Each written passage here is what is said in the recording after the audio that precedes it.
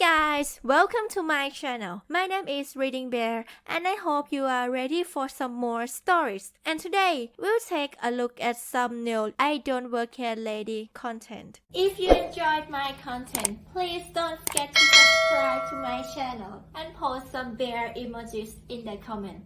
And now, let's dive right into the stories.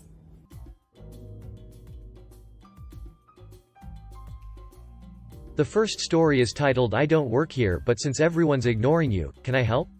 A few days ago I was grocery shopping at a very popular grocery store when I decided to grab some chips. There was an elderly woman in a mobile cart trying desperately to get the attention of the employees stocking the aisle.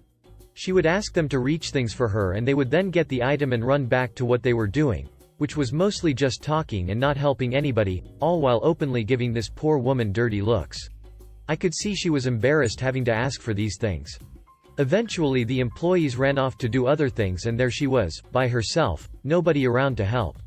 I bumped into her again in the next aisle and watched as she looked around for someone to help, then proceeded to get herself up and try to reach for another item up high. I'm a tall lady. 5 feet 11. I have zero problem getting things from the top shelf. My heart went out to her, so I approached her and asked if I could shop with her and help her reach things. She was so delighted. It made my day how happy she was. We probably spent a good 2 hours talking and shopping. When we were done she tried to tip me but I refused. Her smile was enough. The next story is titled Man Mistakes Dad for Being an Uber. This is the second story I've posted on this sub. This one is a bit different to the classic I Don't Work Here Lady stories. I wasn't there for it, as this is my dad's story. Also, I'm English, and here it's mum, not mom. So for a bit of backstory. Each year, my mum goes on a getaway with some of her old friends. This is usually to a nearby country and they are there for about 3 to 4 nights. My dad usually picks her up. I'll jump into it now. My dad was waiting at the designated pickup point at the airport. He has a sensible, black car, don't know what make, I'm not really a car person. He was on his phone when he heard a knock at the window. He turned to look as it was mum, but instead it was a man. My dad rolls down the window. From what he told me, the conversation went something like this. Dad, can I help you? Man, you my ride? Dad, no. Man, but you look like an Uber. Dad, I'm not, now F% and off. My dad rolls up the window. The man starts banging. Man, if you don't unlock the door right now, I'm giving you 1 star. My dad just ignores him. My mum comes out of the airport, and heads towards the car, seeing the man. She approaches him. Mum. Sir, are you okay? Man. This man is my ride, but he claims he isn't. Mum. Are you sure? Man. Yes. Mum. Then can I see your phone? Man. Why? Mum. So I can double check, you might have missed something. Man. Okay, but if you try to run with it, you won't get far. He gives her the phone. My mum takes it, and presses cancel ride. She gives it back to him. Mum. Oh sorry, I pressed the wrong thing. At this point think the man realized what was going on. He gave my mum an angry stare, and walked away. The next story is titled I'm Just Mourning Here, Lady. A few months ago my husband and I were at a funeral for a family friend. The ceremony was beautiful and it was my first Western-style funeral. Before that all I knew of Western funerals was from movies and TV. I'm at the wake getting some snacks from a platter when my phone rings. I picked up thinking it was something important because 1. Everyone texts me. 2. Anyone important in my life knows I'm at a funeral. I answer the phone and a middle-aged Australian woman starts talking. Her. Where are you? Now in my head this is my mother-in-law, who is also at the funeral, because she's the only middle-aged Australian woman that has my number, and this woman started speaking to me like I know her. Me. I'm right here. I'm thinking she's lost me in the crowd of mourners and needs to find me. Her. What do you mean right here? Where are you? I'm still recovering from the funeral, so I'm a bit slow in realizing what's happening. Me. I'm right by the pillar by the drinks table. She hangs up. I eventually find my mother-in-law and we discover that she didn't call me. I chalk it up to a weird occurrence and go about eating my snacks. But this lady calls me back. And she's pissed. Her. Where are you? I hear noise in the background. Are you at a cafe? Me. You have the wrong number. Her. I do not have the wrong number. I hang up. She calls back. Her. Where are you? And don't give me this, I'm here, nonsense. Me. You. Have. The. Wrong. Number. I hang up. She calls back almost immediately. Her. Tell me where you are. I am your mother. Me. You're not my mother's not Australian. I hang up and thankfully she doesn't call back. Seriously, what kind of person doesn't even recognize it when the person you're calling has a completely different accent than your literal child? The next story is titled Parking War Revenge. I live in a small cul-de-sac which has another small cul-de-sac leading off it. I sometimes park my fully liveried work van, VW Caddy, which is the size as a VW Golf, in the other cul-de-sac which I technically don't live in if there is no parking available in the part where my house is. It is only 10 meters or so away and I can still see it from my house. There is a family that live on the corner that don't like people parking where I park because it is in opposite of their driveway and causes them a bit of extra effort to get their car on and off the driveway. If I'm not parked there, someone else will. This is completely normal, legal, and socially acceptable in the UK where roads are smaller and parking is more limited. Also, cars are smaller here than in other countries, talking to you Americans. As a result of this, they regularly phone my work to complain about the van parking there. I only park here if the spaces outside my house are full, which are usually occupied by people who live in the other cul-de-sac. They also phone other people's companies to complain about people parking in that completely legal on-street parking. They are never knock on doors to ask about cars parked there, they just phone up to complain if the vehicles have the company details on them. We all just ignore the complaints now, so it is just an inconvenience, but they keep doing it, they must realize it is not working. So just to clarify, where I park the van is on the opposite side of the road. I'm not actually blocking the driveway in any way at all. It just makes it slightly less convenient for them to drive on and off their driveway. It is completely legal parking space. In the UK, in residential areas, unless the local government put them in place, there are usually no parking restrictions. Anyone can park there if there are no restrictions and the vehicle is taxed, insured, mosted and not causing an obstruction. The idiots on the corner just complain to companies because they can, and they are over-possessive about the road outside their property. They never complain face-to-face to people if cars are parked there. This family's house has a border with the entrance to the road, and the bushes have become very overgrown recently, as they do every year, and they never cut them despite being asked by multiple people who live in the cul-de-sac, because they think the council should cut them even though they are part of their garden, and it is their responsibility to cut them back. My revenge is this. I started complaining every week on the app Fix My Street. Because the hedges are obstructing the road, the council came out to inspect, and I happened to be in when the council did the inspection and spoke to the guy. Turns out they have had multiple letters and warnings about this over the years and have ignored them all, and because of council cuts they haven't had the resources to deal with it for the past few years, but because I complained, and the hedges are obstructing the road, the council are obliged to act. They sent a warning which said the owners have 28 days to cut the hedge or the council will arrange it and send them a bill. It would cost about £300 for them to have it done themselves, but the council will charge £2,000 because of the admin and legal costs if they must do it. Of course, they just ignored it, and the council workers turned up with chainsaws and cut it all back. I wasn't in when it happened, but my neighbor said the wife in the house went bat-scrap crazy at the workers who just ignored her. Then the police turned up, who spoke to the council workers, who showed the police the paperwork which they then explained to the woman, and she went in her house. Unfortunately, I didn't get to see the aftermath, but I reckon they are very pissed off.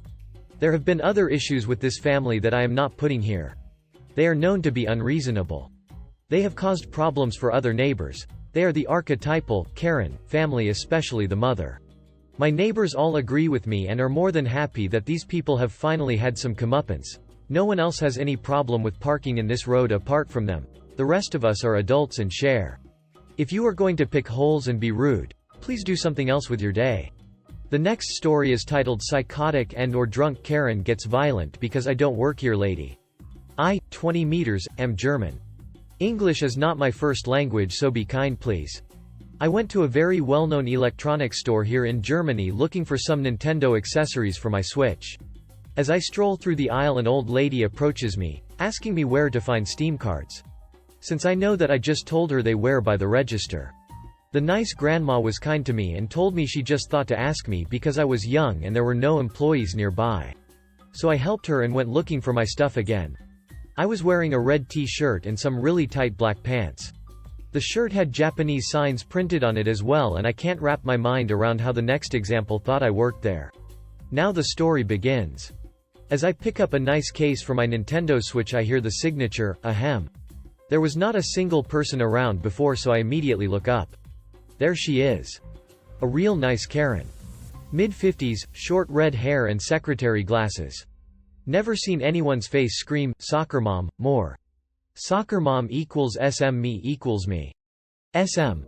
Excuse me, where can I find? She reads from note, BenQ Zowie RL 2755, gaming monitor, me. Oh, I actually know that. I just got one for myself. I just bought a whole setup and the store is closed by 3 hours ago. I understand why you had trouble finding the monitor since they aren't in the monitor aisle because they have a discount ATM. SM. I know that's why I'm here. Me. Here you go, pointing towards the monitor after walking her to the right aisle. SM. I have back problems, I'll need you to carry that to check out in my car. No please or thank you. Me. Not realizing she thinks I'm an employee. I can help you when I finish my shopping, but I think you can ask an employee to do that for you. SM. Aha, and you are sure that you're not just being lazy? Me. Pardon? SM. If it's not your department I understand, but acting like you don't work here is disgusting and lazy. Me. Well, I really don't work here, I just helped you because you asked and I knew where the monitor you wanted was. SM. I saw you help that lady before, I know you work here. I want to speak to your manager now. She was actually going from fake smiling to screaming in a second, and I was terrified of this woman. Me. I told you already I don't work here, look at my shirt, you think that says, name of the store, in Japanese? How can you even come to that conclusion? SM. You're not getting out of this. Help. She literally, and I kid you not, starts screaming for help. Me. You are insane. I start walking off. At this point I am terrified of this psycho. She had a real wild and insane look in her eyes. I don't know why I just started walking, but I was actually so baffled I didn't know to deal with that much insanity.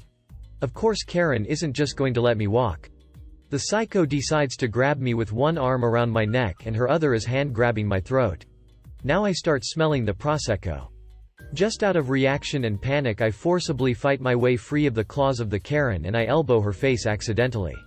She is screaming bloody murder. I am a really sensitive guy and I just could help it.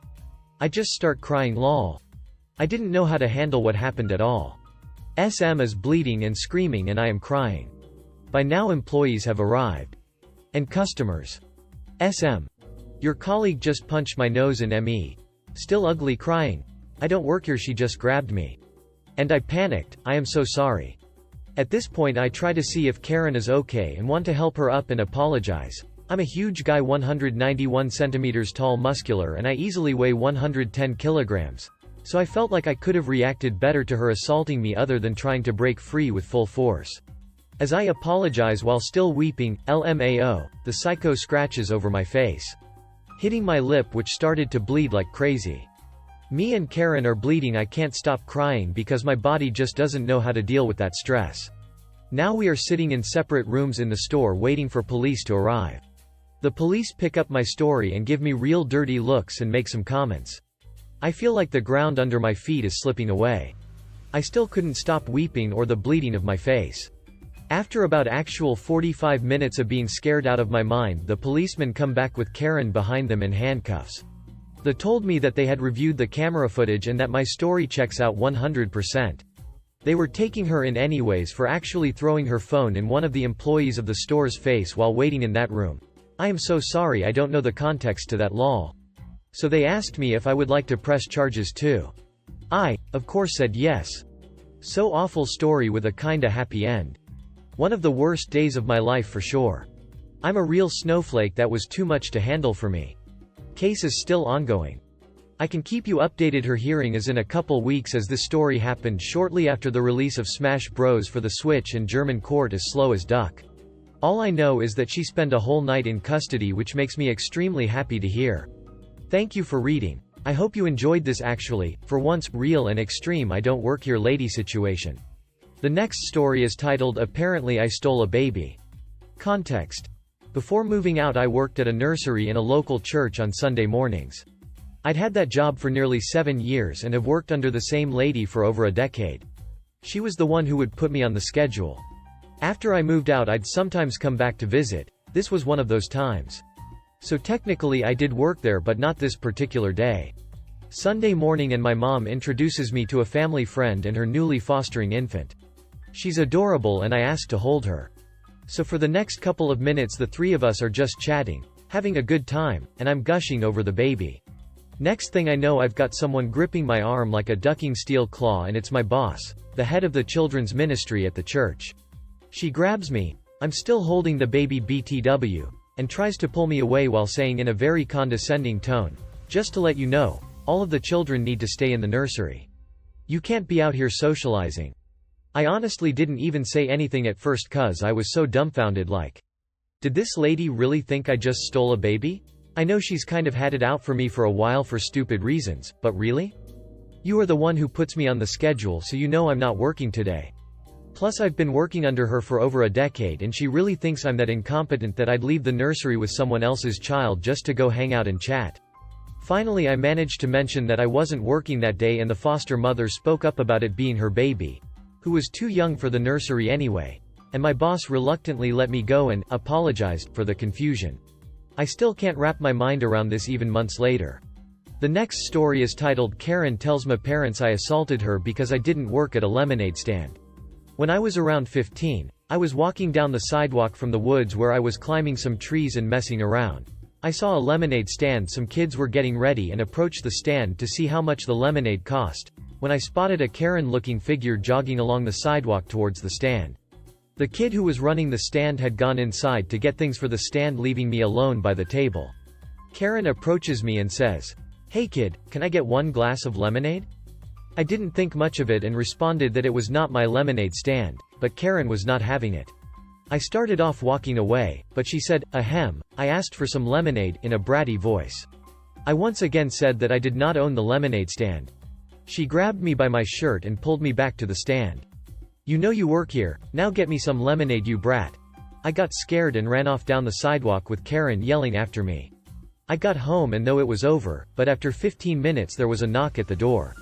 My mom answered to see Karen standing there. "Can I help you?" my mom said. "Your brat of a child assaulted me and refused to serve me lemonade," she said. My mom was bewildered. "What? Lemonade? My son isn't selling lemonade. That's the brother's lemonade stand. I got some from them yesterday." Karen started looking nervous. "Well, your son touched me." That's when my mom shut the door and locked it. I had not seen Karen since. If you enjoyed the video, please subscribe to the channel and post some bear emojis in the comments.